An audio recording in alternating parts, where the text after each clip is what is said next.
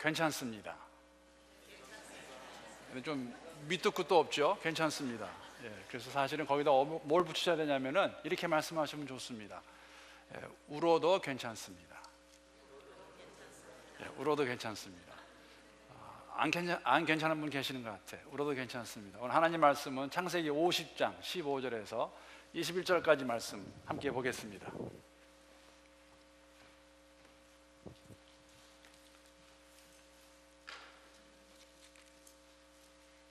우리 함께 교독하도록 하겠습니다. 제가 15절 말씀 먼저 읽겠습니다.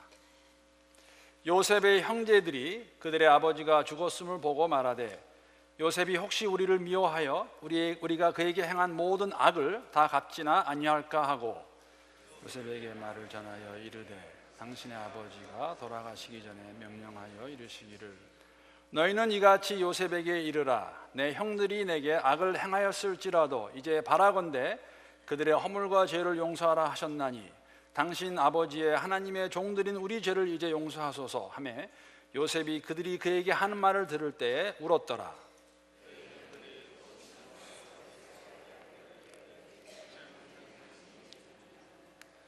요셉이 그들에게 이르되 두려워하지 마소서 내가 하나님을 대신하리이까.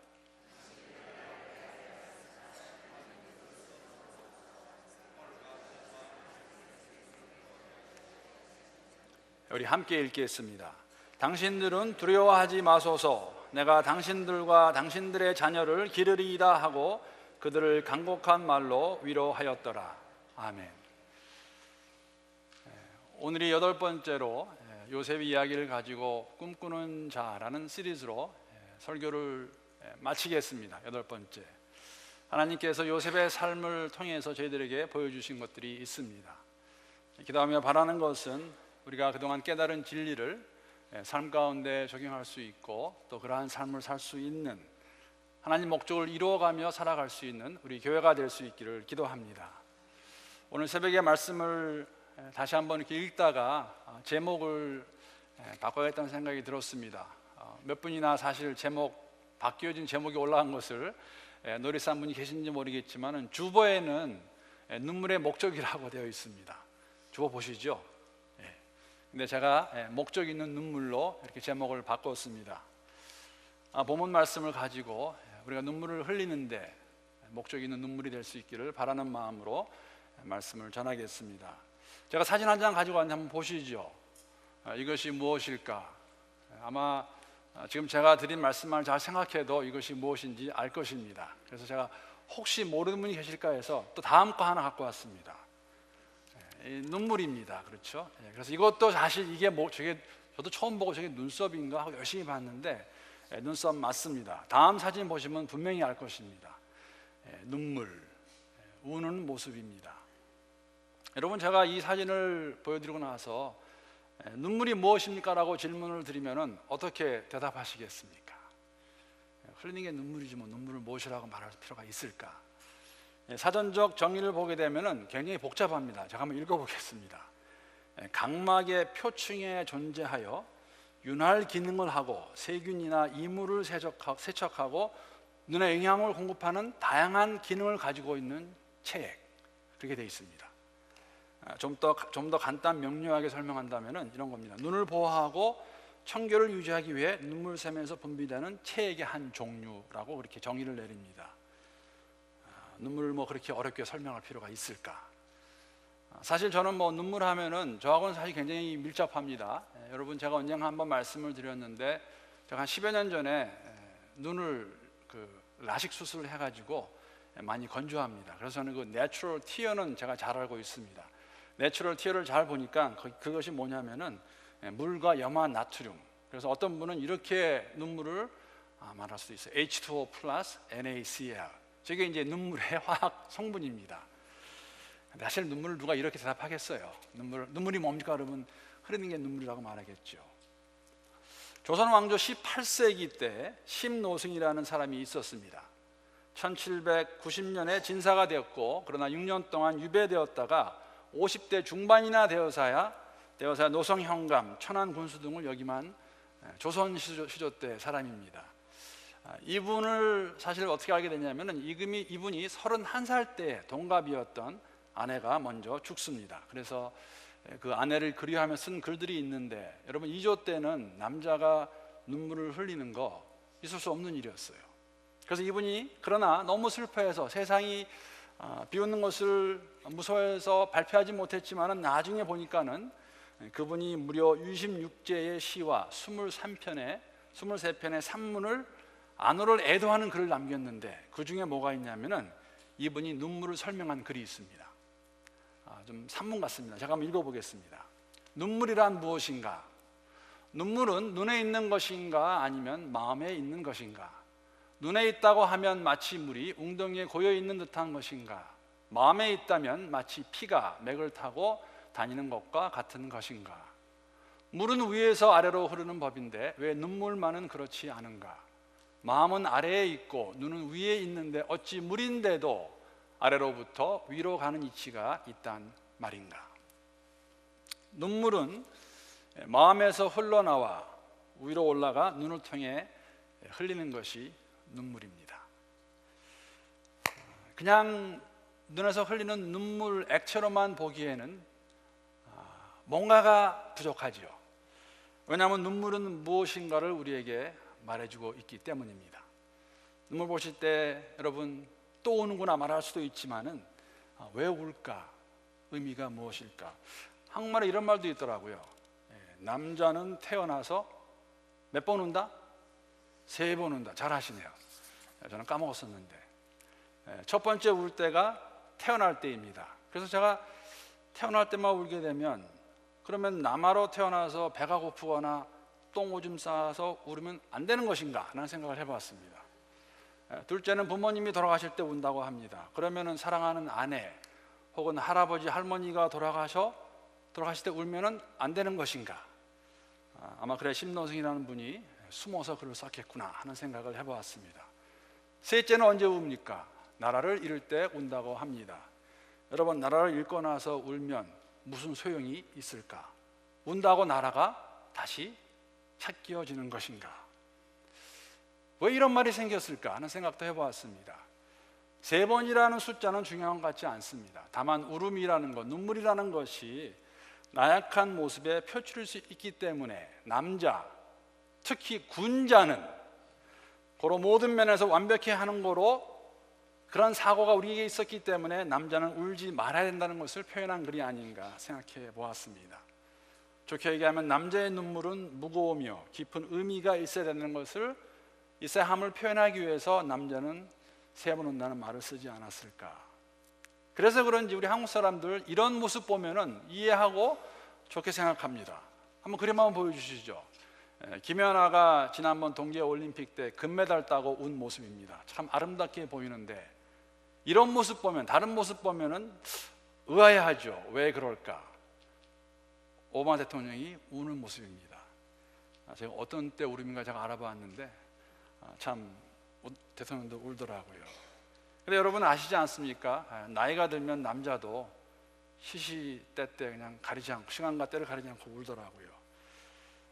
여러분, 눈물은 연약함과 어떤 약함을 보여주는 것보다는 사실 성경에 보게 되면은 우는 모습은 그러한 모습이 아니라 사실 우리가 인간이 가질 수 있는 감정에 정말 진솔되게 표현할 수 있는 방법 중에 하나입니다. 예수님께서도 우셨습니다. 예수님께서 죽은 나사로를 보시면서 우신 것 기억하시고 계실 것입니다. 예루살렘으로 죽으러 가시면서도 그 성을 보시면서 우셨습니다. 이처럼 눈물에는 특별한 의미가 있습니다. 오늘 본문에도 눈물을 흘리는 사람이 나오지요. 누구입니까? 요셉입니다. 사실 여러분, 요셉의 우는 모습은 이번이 처음이 아닙니다. 아마 제가 알기로는 많이 울었을 것입니다. 여러분 기억나신지 모르겠어요. 17살 때 다 기억나시죠? 형들에게 죽을 뻔하다가 노예로 팔려가는 그 요셉이 울었겠습니까? 안 울었겠습니까? 저는 울었다고 생각합니다. 울었다고 믿습니다. 왜 그러냐면은 제가 미국에 왔을 때 15이었는데 저도 부모랑 같이 왔지만 수많은 밤날을 혼자 이불에서 음악 들으면서 많이 울었거든요. 왜 우리 부모님은 나를 데리고 미국에 왔던가. 17살의 형들의 손에 의해서 노예로 팔려가는 요셉이 울지 않았을까. 어떻게 생각할지 모르겠습니다. 보디발의 집에서 억울한 누명을 쓰고 감옥에 들어가서 감옥 안에서 감옥 창살 너머로 보이는 그 달을 보면서 가나안 땅에 있는 아버지를 생각하면서 그의 신세를 한탄하면서 울지 않았을까. 28살에 그에게 다가온 시련은 이제는 감옥을 나갈 기회가 없어졌다는 것입니다. 술 맡은 관원장이 나간 후로 까맣게 잊어버렸습니다. 이제는 더 이상 방법이 없구나. 내 남은 인생을 이 감옥에서 이렇게 살아야 되는 것인가 라는 생각을 했을 때에 요셉이 울지 않았을까. 추측입니다. 기록된 말씀이 없습니다. 그런데 여러분 아십니까? 창세기에 요셉이 우는 장면이 나옵니다. 혹시 몇 번 나오는지 아세요? 4번 기록되어 있습니다. 4번씩 운 적이 있는 요셉은 군자가 될 수 없음을 알려드립니다. 4번 우는 모습이 나오는데, 첫 번째는 이집트에 곡식이 있다는 소리를 듣고 형들이 내려왔을 때 22년 만에 만나지만은 자신을 밝히지 않지요. 형들이 돌아갔다가 베냐민을 데리고 다시 왔을 때 그때는 정말 감정을 주체하지 못해서, 여러분, 우는데 그냥 우는 것이 아니라 대성통곡합니다. 어떻게 할 수 있냐고요? 궁 밖에 있는 사람들이 다 들었어요. 요셉이 우는 그 소리를. 두 번째 우는 것은 46장에 보게 되면은 그 형들이 다시 가나안 땅에 돌아가서 아버지 야곱을 모시고 내려옵니다.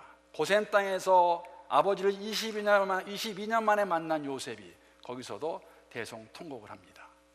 살아계셨군요.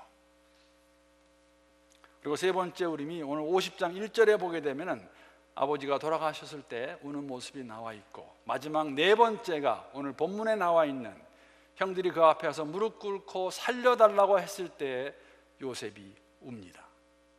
눈물을 볼 수가 있습니다. 자, 요셉이 왜 울었을까?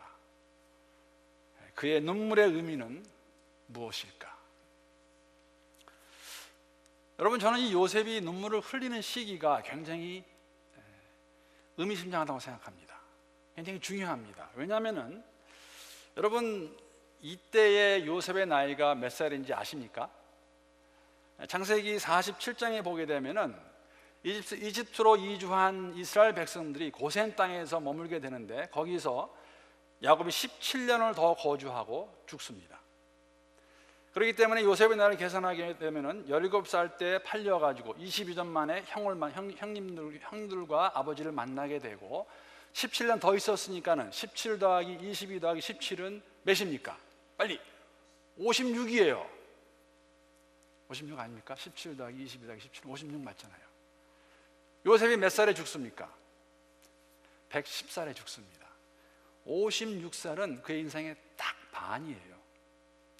55년 살고 아버지가 돌아가시고 난 다음에 새롭게 시작되는 후반전의 첫 무리의 첫 부분에서 형들이, 아버지가 돌아가시고 형들이 와서 그 앞에 다시 엎드려 가지고 살려달라고 그렇게 애원합니다.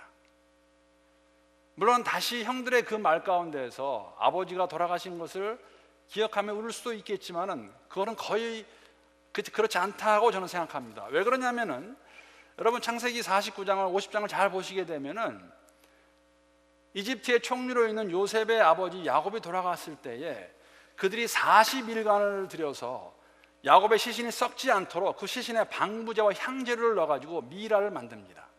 40일간을. 그리고 난 다음에 70일 동안 총리의 아버지였기 때문에 모든 백성이 함께 곡합니다. 함께 웁니다. 110일을 지금 울고 있는 것이에요. 거기다가 보게 되면은 야곱의 시신을 이집트에 묻지 않고 그 시신을 모시고 가나안 땅으로 돌아가서 미리 준비해 놓았던 묘실에다가 아버지를 안장합니다. 가나안부터 이집트까지의 거리는 그냥 가면은 10일 걸립니다. 그럼 왔다 갔다 20일이에요. 그냥 왔다 갔다 그냥 하겠어요? 그렇게 되면 적어도 130일 이상을 요셉은 아버지가 돌아가신 걸 보고 곡했다는 것이죠. 130일이면은 4달에서 5달 사이입니다. 그 요셉이 갔다가 다시 돌아왔을 때 형들이 와서 그에게 와서 무릎 꿇고 살려달라고 말할 때 울었다는 것은 아버지의 죽음 때문이었을까? 그럴 수도 있지만은 그 이상의 눈물이었다고 생각합니다. 이 요셉의 눈물에는 어떠한 의미가 있을까? 요셉이 왜 울었을까? 몇 가지 의미를 함께 오늘 아침에 생각해 보기 원합니다. 첫 번째 의미는 이런 생각을 가져보았습니다. 요셉이 지금까지 살아온 인생에서 아마도 가장 쓸쓸하고 어쩌면 극도의 고도와 외로움을 느낀 가운데 흘린 눈물이 아니었을까? 왜 그렇게 생각하나? 여러분, 지금 형들이 와서 아버지의 유언을 들먹이면서 자신들을 혼내지 말라고 합니다. 그리고 뭐라고 그러냐면 자신들을 종으로 삼으라고 그렇게 말합니다. 그 말을 들은 요셉의 마음이 어떠했을까? 상당히 공허하고 외로움을 느꼈을 것이라는 생각을 해보았습니다. 왜 그러냐면은 여러분, 17년 전에 형들을 대면했을 때 요셉이 형들에게 무엇이라고 말했습니까? 이 모든 것이 하나님이 하신 일이라고 분명히 말해줬고 형들을 용서했습니다. 그런데 지금 와서 다시 그에게 살려달라는 그 말은 뭐냐면은 자신이 말했던 그 진실이 받아들이지 않은 것이에요. 너는 너고 나는 나다는 것이죠. 이러한 형들의 말과 행동에서 친구 한 명이 한국에서 지금 교수 생활하고 있는데 책을 요새 많이 씁니다. 그래서 제가 지난번에도 시작할 때 잠깐 말씀을 드렸지만 송명현 교수라는 친구가 있는데 그 친구가 창세기 주석을 썼습니다. 그 주석에 보게 되면은 이렇게 와서 형들이 와서 요셉에게 하는 말을 이렇게 지금 풀어쓰고 있는데 일리가 있다고 생각이 들어서 제가 한번 함께 나누겠습니다. 이것이 형들이 요셉에게 하는 말의 내용이라는 것이죠. 우리는 아직도 당신이 두렵습니다. 당신은 우리와 피를 나누는 형제라기보다는 두려움과 공포의 대상인 애굽의 통치자입니다. 그렇기 때문에 다시 와서 무릎 꿇고 우리를 살려달라는 것이죠. 이러한 형들의 감정을 감지한 요셉은 아버지를 잃은 건 못지않게 그 마음의 외로움과 슬픔과 고독과 어떻게 보면은 배반감까지도 들었을 것입니다. 이 형들은 내 말을 무엇으로 들었단 말인가? 왜 또 와서 나한테 용서해달라고 그러는 것일까? 그래서 그는 눈물을 흘립니다. 여러분과 저는 이러한 경험이 없는지 모르겠습니다. 얼마 전에 어떤 성도님이 저한테 이런 얘기를 해주셨는데 제가 이렇게 패러프레이즈 하겠습니다. 들은 말을 제가 이렇게 한번 말해 보겠습니다. 목사님, 이제는 정말 화해할 때가 온 것 같습니다. 하나님의 사랑을 경험할수록 그 지체를 용서하지 못하고 있는 자신이 참 부끄럽다는 생각이 듭니다. 성령께서 제 마음에 힘을 주셔서 정말 이 부담감 떨칠 수 있도록 그분과 화해하면 좋겠습니다 라고 저한테 말을 해주었습니다. 그래서 이런 생각 해보았습니다. 그 다음에 어떻게 됐는지 잘 모릅니다. 그래서 정말 용서하기 힘들고 받아주기 힘든 그 지체였음에도 불구하고 하나님의 은혜와 사랑으로 가서 화해를 합니다. 근데 얼마 있지 않아 이런 소리를 듣는 거예요. 그 사람이 다니면서 그렇게 말한다는 겁니다. 그 화해는 그쪽에서 하자고 그래서 내가 그냥 해준 것이라고 그렇게 말했다고 하는 말을 듣게 됩니다. 여러분, 그런 말을 혹시 듣게 되면 어떻게 받아들이시겠어요? 우리가 무엇을 할 수 있겠습니까? 가서 따질까요? 당신 그럴 수 있는 거야? 내가 어떻게 한 건데? 아니면 나도 그 사람과 동일하게 돌아서서 저 사람은 이런 사람이라고 말하시겠습니까? 그럴 수도 있습니다. 그러나 우리가 요셉과 같이 정말 외롭고 고독한 마음으로 주 앞에 나와서 눈물을 흘릴 수는 없는지, 저는 우리 교회가, 우리 성도님들이 요셉과 같이 하나님 앞에서 이런 목적 있는 눈물을 흘릴 수 있는 공동체가 될 수 있기를 바랍니다. 여러분, 이 눈물의 의미는 그와 같이 또 다른 의미가 있어요. 아직도 죄책감을 가지고 살고 있는 형들을 측은히 여기는 마음에서 흘린 눈물입니다. 17년 전에 분명히 용서한다고 말해 주었는데 어떻게 그 다음 17년을 또 똑같은 마음을 가지고 죄책감으로 살 수 있을까? 오늘 보면 15절 말씀 그렇게 시작하지 않습니까? 요셉의 형제들이 그들의 아버지가 죽었음을 보고 말하되 요셉이 혹시 What if 이 혹시는 잘못된 혹시입니다. 이건 없애야 되는 혹시라는 것이죠. 우리를 미워하여 우리가 그에게 행한 모든 악을 다 갚지나 아니할까 하고, 여러분 만약에 요셉이 악으로 갚으려면은 그 전에 했을 겁니다. 만났을 때 했을 거예요. 분명히 만나서 형들에게 말을 해 주었는데 왜 17년을 더 죄책감으로 살았을까? 형들을 보면서 치근한 마음으로 흘린 눈물이 요셉의 눈물이었습니다. 형들은 자신들이 안전할 수 있는 것은 모두가 다 아버지 때문이라고 생각했던 것이죠. 그러게 아버지가 돌아가시자마자, 죽자마자 바로 사람을 보내어서 당신의 아버지가 말했는데, 우리 아버지도 아닌 거 있죠. 당신의 아버지가 말했는데 우리를 혼내지 말라고 그랬습니다. 좀 생각해보니까 그거로 부족한 것 같아요. 다 몰려가서 무릎 꿇고 말하죠. 그러면서 뭐라냐면 우리를 종으로 여기라고 말합니다. 그 말을 듣는 요셉의 마음이 어땠을까? 치근한 마음입니다. 형님들, 내가 하나님의 은혜를 경험한 사람입니다. 하나님의 목적 분명히 깨달아서 17년 전에 제가 말씀해 주지 않았습니까? 당신들은 나를 해하려고 했으나 하나님이 이 일을 이루신 거 용서한다고 말했는데 왜 지금 또 와서 이렇게 죄책감으로 제 앞에서 무릎 꿇고 종으로 삼아달라고 말을 하는 겁니까? 물론 이해는 충분히 가는 장면입니다. 그러나 형들의 반응에는 분명히 문제가 있습니다. 용서를 베풀었는데도 그 용서를 받지 못하고 죄악 가운데서 죄책감으로 살아가고 있는 것, 그것은 문제가 있는 삶입니다. 여러분, 이 형들은 39년간을 죄책감으로 산 사람들이에요. 17살 때 요셉을 팔고 난 이후로 그들은 하루도 편한 날이 없었던 걸 알고 있습니다. 왜냐하면 이집트에 와서 곡식을 사려다가 감옥에 들어갔을 때 그들이 한 말이 있습니다. 우리가 그때 그 동생을 팔았기 때문에 일이 있는 것이 아니냐. 가나안 땅에 돌아가는 길에 자루 속에 돈이 그대로 있는 것 보고서는 왜 하나님이 이 일을 우리에게 행하시냐라고 그들은 죄책감을 살던 사람들이에요.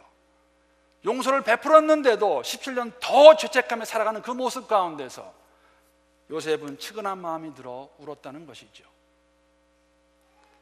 사랑하는 성도들은 우리들 가운데 이런 분이 없는지 모르시겠습니다.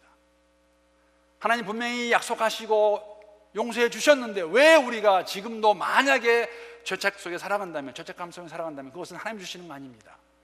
사단 마귀가 주는 것이라는 것이죠. 예수 안에서 진정한 회개와 그에 따르는 자유함을 누릴 수 있는 교회가 될 수 있기를 기도합니다. 예수의 보혈로 그 어떠한 죄라도 우리가 진정으로 회개하면 다 용서하시는 하나님, 그 약속을 믿으실 수 있기를 바랍니다. 분명한 것은 여러분, 진정한 회개가 있어야 돼요. 진정한 회개는 내 말 한마디로 끝나지 않습니다. 미안해, 이해해줘, 아니요, 정말 미안하다면 하지 마셔야 돼요. 왜 고음죄를 지을까? 많이 생각해 보았습니다. 왜 똑같은 죄를 계속해서 지을까? 여러분, 똑같은 죄를 짓지 않을 수 있는 방법이 하나 있습니다. 방법 하나입니다. 제가 깨달은 방법. 여러분, 본인의 성향을 좀 아셔야 돼요. 나는 어떠한 사람인가? 내가 어떠한 상황에서 똑같은 죄를 계속 짓고 있는가? 그래야 피할 수 있고 그래야 안 지을 수 있습니다. 안 그러면 정말 말뿐인 회개밖에 안 돼요. 예를 들면은 한국교회 어느 공동체나 그러겠죠.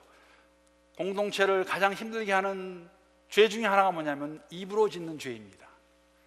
입으로 짓는 죄 가운데서 우리가 누구한테 들은 말을 사실도 확인되지 않았는데 그거를 퍼뜨리는 것. 여러분, 우리가 그것을 죄로 안다면은 그 말이 나한테 왔을 때 나한테 스탑하셔야 돼요. 왜? 그 일은 나와 상관이 없는 일입니다.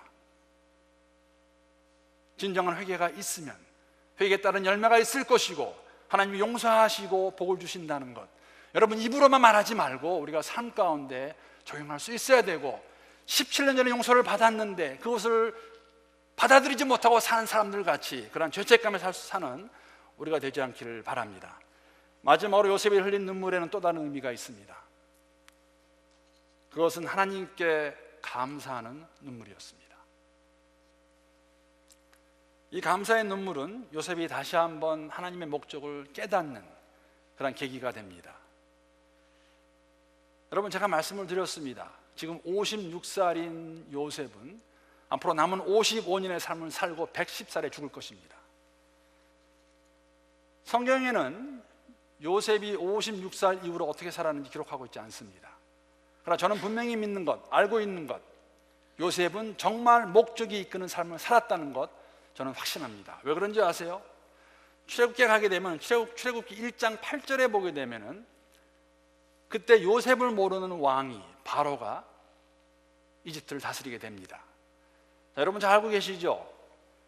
이스라엘 사람들이 이집트에서 몇 년간 있었습니까? 430년. 이 요셉을 모르는 왕이 바로가 된 시기 때가 390년 되는 때입니다.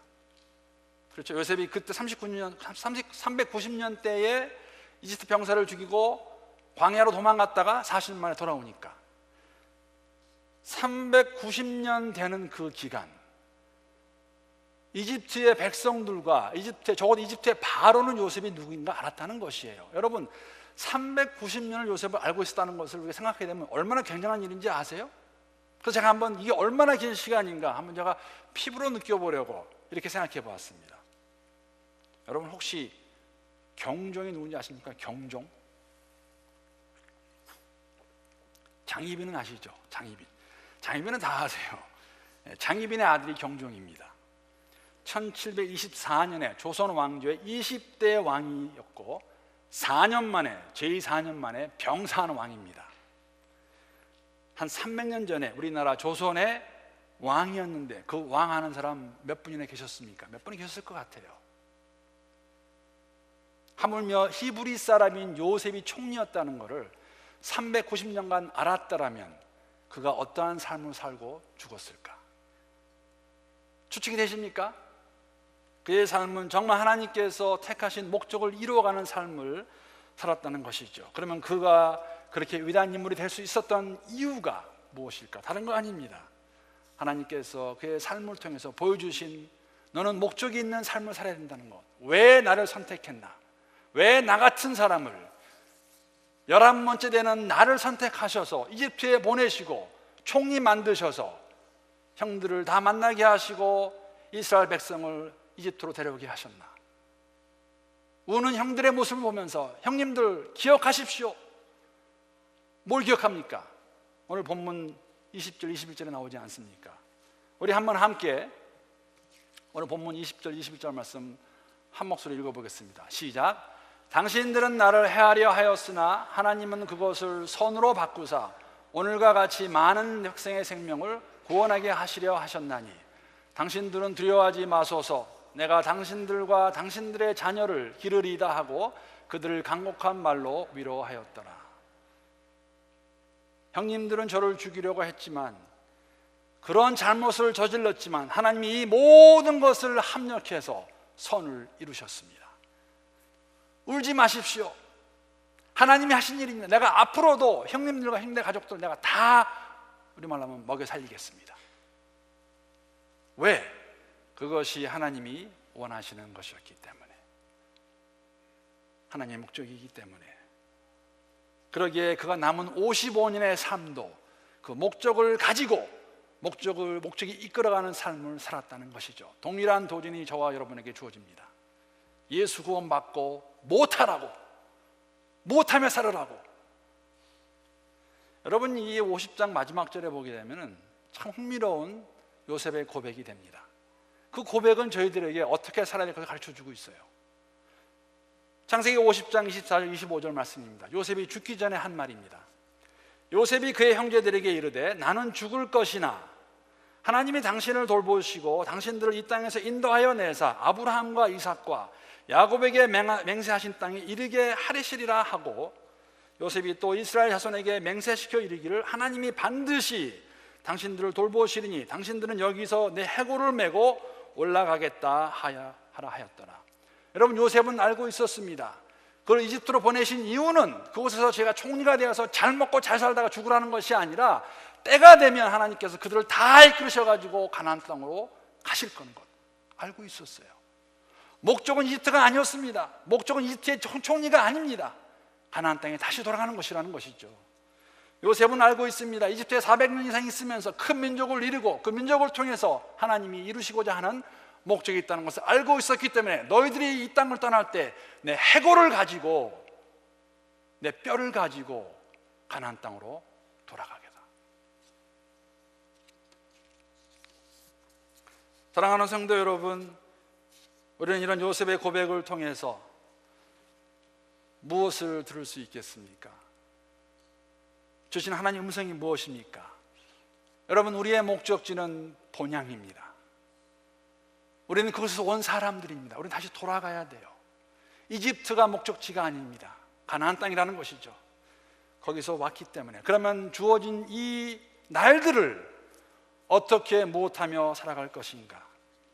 이 땅에 사는 목적은 본향으로 돌아가기 위해 그때까지 이곳에 보내신 그 본분을 다하는 삶, 목적을 이루어가는 삶, 그 목적이 이끌어가는 삶을 살아야 된다는 것입니다.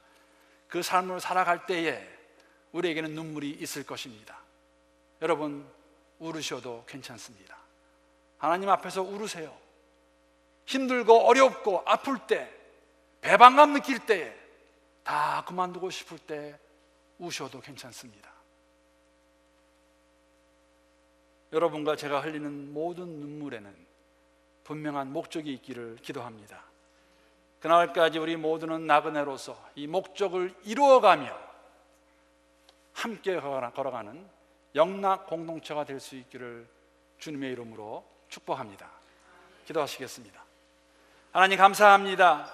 오늘도 저희들에게 주의 말씀을 들려주시고 우리가 믿는 하나님, 우리가 쫓는 하나님은 살아계신 하나님임을 다시 한번 하나님 경험하게 하시고 말씀대로 하나님 택하신 목적을 이루어가는 우리 개인과 교회가 될 수 있도록 은혜를 더하여 주시옵소서. 이 땅에 교회가 존재하는 목적을 깨닫게 하시고 우리를 선택하신 목적을 바로 깨닫게 하시고 주를 위해, 주의 나라를 위해 함께 걸어가는 교회가 될 수 있기를, 그날까지 잘 걸어가는 공동체가 될 수 있기를 예수님의 이름으로 기도합니다.